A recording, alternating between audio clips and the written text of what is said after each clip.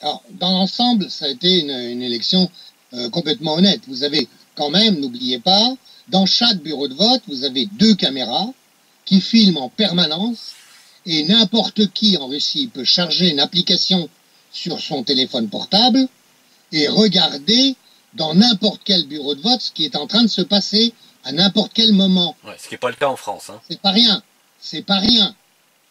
D'autre part, quand vous votez, vous êtes sur les listes électorales, donc, et vous votez, vous remplissez un bulletin, là on coche une croix. Hein. Il y a une liste avec les 11 candidats, vous mettez une croix dans celui qui vous plaît, et vous le mettez dans une urne où votre bulletin est saisi, il est scanné, et il tombe dans une urne.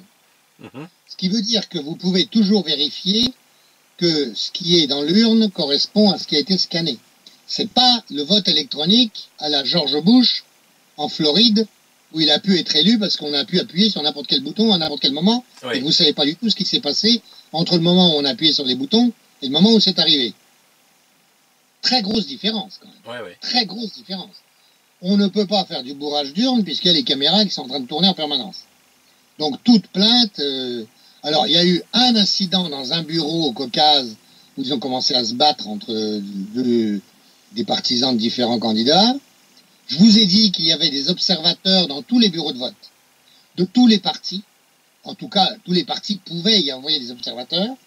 Et je les ai vus, moi, ces observateurs. J'ai toujours discuté avec eux. J'aurais toujours demandé. Il y avait en plus des observateurs de l'OSCE qui n'ont relevé aucune infraction, mais qui ont relevé simplement des incohérences. Et peut-être qu'ils ont parlé d'infraction au moment du comptage à la fin. Alors justement, il y a un bureau de vote où j'ai vu qu'il y avait une petite incohérence, c'est qu'il y avait des trucs un peu compliqués, si vous voulez, pour le bureau de vote, pour les cases à remplir pour la commission électorale du bureau, et notamment il y avait une case qu'ils n'avaient pas prévue, qui est le bulletin qui s'abîme, c'est-à-dire le bulletin nul. Ça, ils avaient prévu comment les comptabiliser. Mais le bulletin qui s'abîme, par exemple, quand il est mal passé, parce qu'on l'a foutu de travers par rapport au scan, par exemple, eh bien, ce bulletin-là, qu'est-ce qu'il est? Il n'est pas vraiment nul, mais il a bien fallu en redonner un, parce que ça a bourré, du coup. Hein. Il a bien fallu en redonner un à l'électeur, et ce bulletin, vous ne savez pas très bien quoi en faire, quoi. Hein. Donc, vous ne savez pas bien où le comptabiliser. Mais bon, c'est vraiment à la marge, quoi. Ça représente à peu près rien. L'autre aspect, donc, c'est que tout ça est donc totalement vérifiable.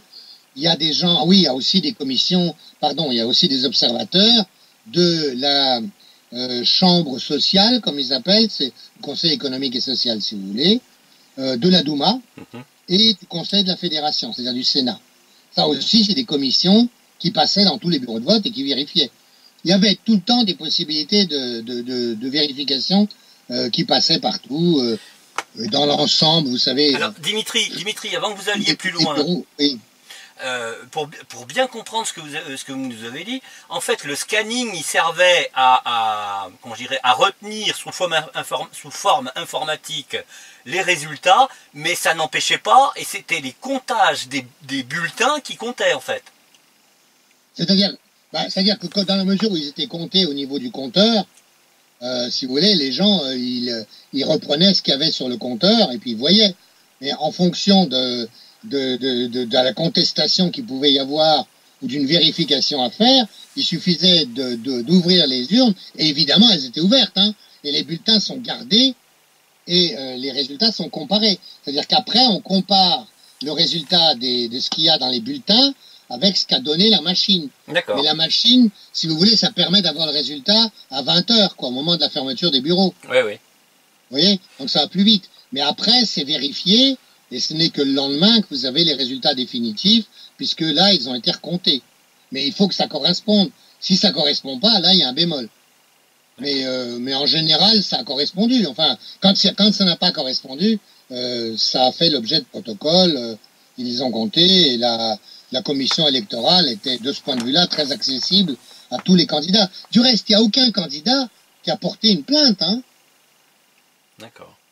Aucun. Non, mais attendez, c'est important quand même. Oui.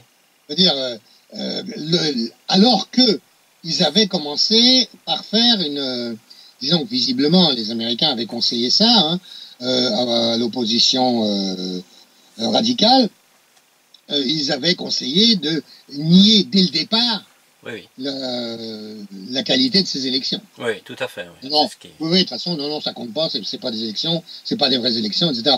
Puis bon, manque de chance, beaucoup de gens y sont allés quand même, et d'autre part, c'était évident, quoi. Les conditions étaient là, tout le monde pouvait le vérifier, et d'ailleurs tout le monde l'a vérifié. Et puis d'autre part, alors ça, je voulais y venir. Vous avez dit vous-même que donc ça s'est passé quelques jours après l'affaire Skripal, donc en Grande-Bretagne. Alors, incontestablement, Madame May a rendu un grand service à Poutine. Ça, c'est incontestable. Ça, je l'ai vu à plusieurs reprises et dans plusieurs villes. Il y a beaucoup de gens qui sont allés voter à cause de la menace anglaise. C'est vraiment beaucoup. Je pense qu'il a dû gagner avec ça une vingtaine de pourcents au niveau des participations. Il y a plein de gens qui ne voulaient pas aller voter parce que ça les intéressait pas, parce que de toute façon c'était joué d'avance, ça servait à rien, etc., etc. Et là, grâce aux Anglais, ils y sont allés. Ils sont allés voter. Et comme il n'y avait pas d'autres candidats en fait que Poutine, ils ont pour la majorité voté Poutine, quoi. Sauf ceux qui ont voté communiste.